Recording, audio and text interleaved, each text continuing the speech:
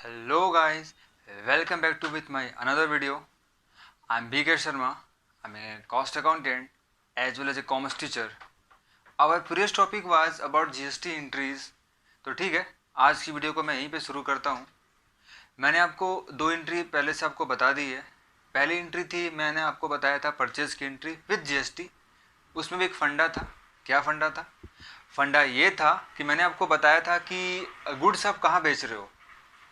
Goods आप कहाँ बेच रहे हो? गुड्स विद इन स्टेट बेच रहे हो या आउटसाइड स्टेट बेच रहे हो? तो गुड्स आप बेच रहे हो विद इन स्टेट, तब क्या लगेगा?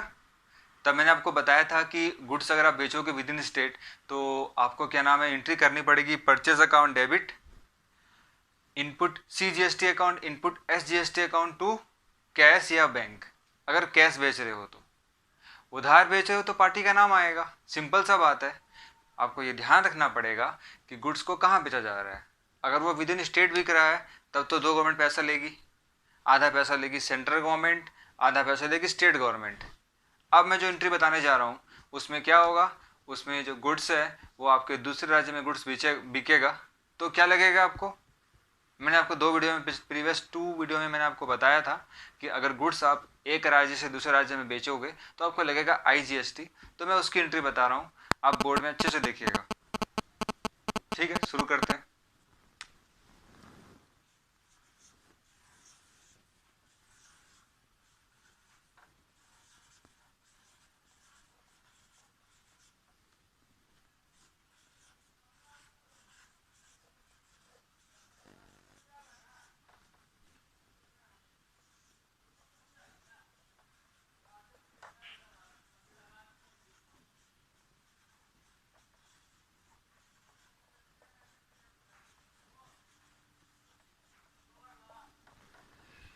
मैंने कुछ लिखा है जो बहुत ही साफ साफ दिख रहा होगा.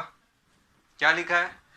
On goods purchase outside state with GST. कहने का मतलब कि गुड्स बिक रहा है. कहाँ बिक रहा है? गुड्स बिक रहा है दूसरे राज्य में. तो क्या एंट्री होगी? बहुत ही सिंपल एंट्री होगी, मैं बताने जा रहा हूँ, आपको इजीली समझ में आएगा. तो ठीक है, मैं एंट्री करता हूँ.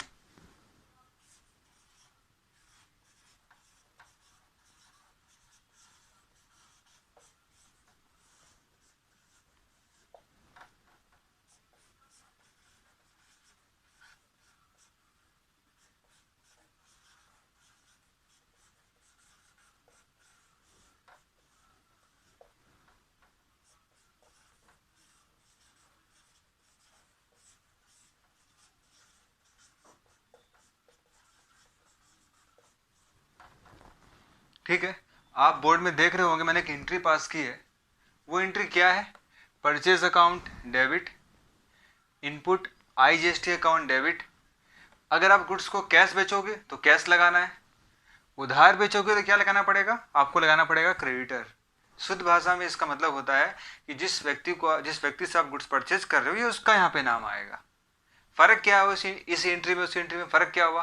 फर्क कितना सा हुआ कि वहाँ पे दो गवर्नमेंट पैसा खा रही थी, यहाँ पे एक गवर्नमेंट पैसा खा रही है. दैट इज IGST खा नहीं रही है. मतलब कहने का मतलब कि उनको मिल रहा है.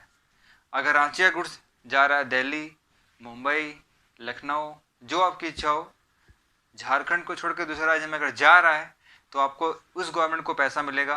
क्योंकि जीएसटी बेस्ड होता है डेस्टिनेशन जगह, डेस्टिनेशन पॉइंट पे बेस्ड होता है. कहने का मतलब कि जिस जगह पे गुड्स कंज्यूम हो रहा है उस जगह पे टैक्स आप वहाँ पे मिलेगा. इसीलिए यहाँ पे IGST बोल के लगा है. तो ठीक है, मैंने आपको तीन एंट्री बता दी है. चौथी एंट्री होती है परचेज रिटर्न की होती है, जो एज इट इज जो मैंने आपको बताया था वैसे ही है.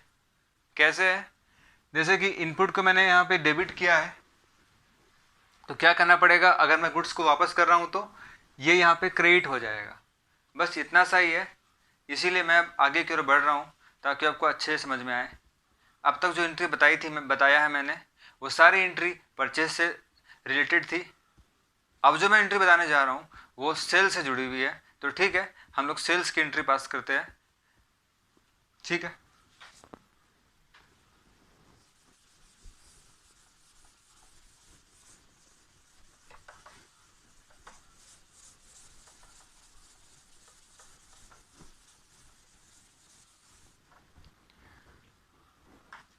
एंट्री करने से पहले मैं आपको कुछ बताना चाहता हूँ, जो मैं अपनी प्रीवियस सेकंड वीडियो में आपको मेरी सेकंड वीडियो आप देखिएगा, उसके अंदर में जनरल एंट्री का कॉन्सेप्ट बताया गया है।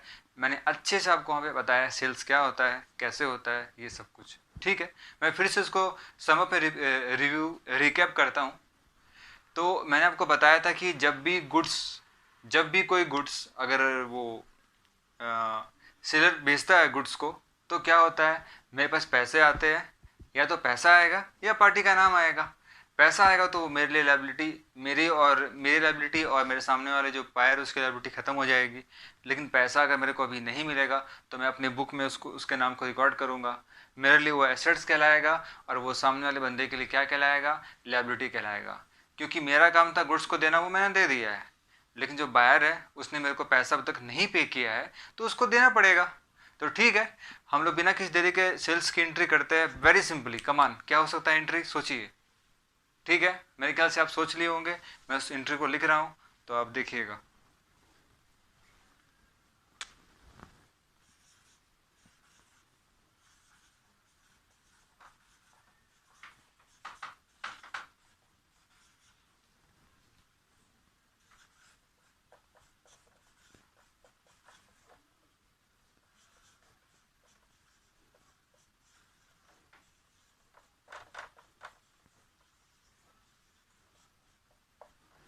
सेम बात, सेम बात, कुछ खास अंतर नहीं है, थोड़ा सा अंतर है। On goods sold with in state with GST. कहने का मतलब क्या हुआ, आप गुड्स को बेच रहे हो, विद इन स्टेट बेच रहे हो। तो ठीक है, एज पर सेलर आपको ये सोचना पड़ेगा कि सामान आपके दुकान से जा रहा है, क्योंकि आप सेलर हो, आपके दुकान से सामान जा रहा है, और आपके यहाँ से क्या हो रहा है, और आपके यहाँ मतलब आपके दुकान से सामान तो जा रहा है, आपके पास में क्या आ रहा है, कैश आ रहा है। तो ठीक है, कैश तो आएगा, अच्छी बात है। गुड्स जा भी रहा, अच्छी बात है। लेकिन गुड्स जाने के साथ साथ में एक ड्यूटी बनती है सेलर की। क्या ड्यूटी बनती है, अगर वो रजिस्टर्ड डीलर है तो वो पक्का बिल काट के देगा कस्टमर को, और कस्टमर से जो टैक्स लेगा उसको कहते हैं आउटपुट जीएसटी।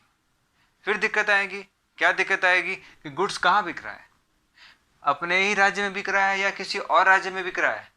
तो गुड्स बिक रहा है अपने ही राज्य में, तो फिर से सेम फंडा, दो गवर्नमेंट पैसा लेगी, कुछ पैसा लेगी स्टेट गवर्नमेंट और कुछ पैसा लेगी सेंट्रल गवर्नमेंट। तो ठीक है, मैं एंट्री को वहाँ पे ड्रॉ करता हूँ, आप देखिएगा।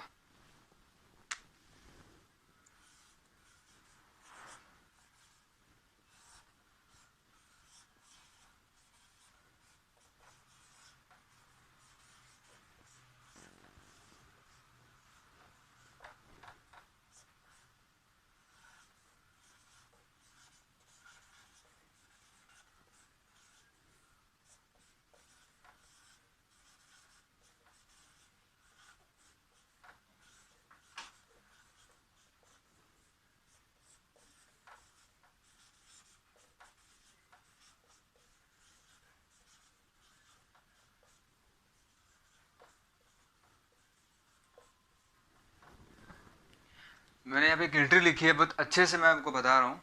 सामान बिका, तो क्या हुआ, सामान बिका तो मेरे यहाँ से गुड्स गया और पैसा आया, इसीलिए कैश को डेबिट कर दिया गया। अगर पार्टी कैश में पैसा देगा तो कैश को हम लोग लेके चलेंगे।